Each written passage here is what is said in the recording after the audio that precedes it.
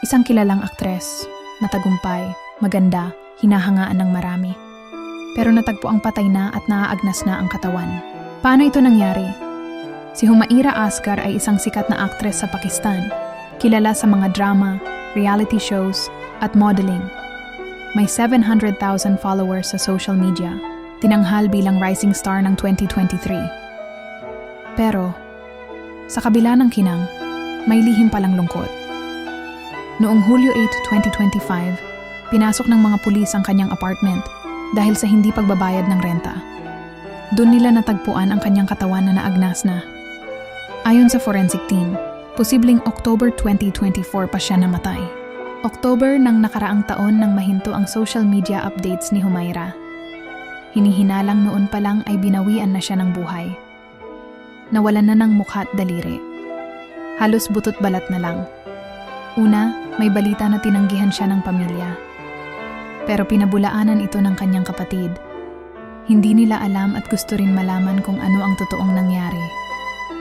Wala ring kaibigan, fans o manager na nagtaka kung bakit biglang nawala si Humaira. Isang sikat na babae na matay sa katahimikan. Isang kaluluwa sa dilim.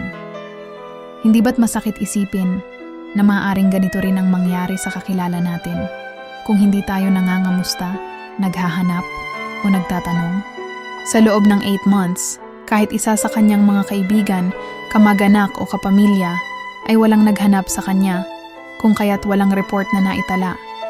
Kung may nag-report na nawawala siya, maaring siyang matagpuan ng mas maaga.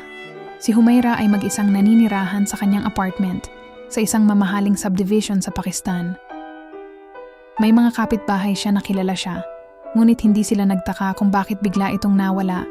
Gawa ng pagiging aktres nito, umuuwi lang siya kada 2 o 3 buwan. Hindi pa rin malinaw ang dahilan ng kanyang pagpanaw. Sa ngayon ay iniimbestigahan pa rin ang kapitbahay niya na 5 months na wala for vacation. Bakit kaya napakatagal namang bakasyon ito? Sa panahon ngayon, lahat tayo ay busy sa ating mga sariling problema. Busy tayo sa pag-scroll sa newsfeed. Mahalaga pa rin na makipag-usap ka sa mga mahal mo sa buhay. Kunin mo ang iyong cellphone at kamustahin mo sila kung ikaw ay nakalimutan na nilang kamustahin. I-share mo itong video for awareness.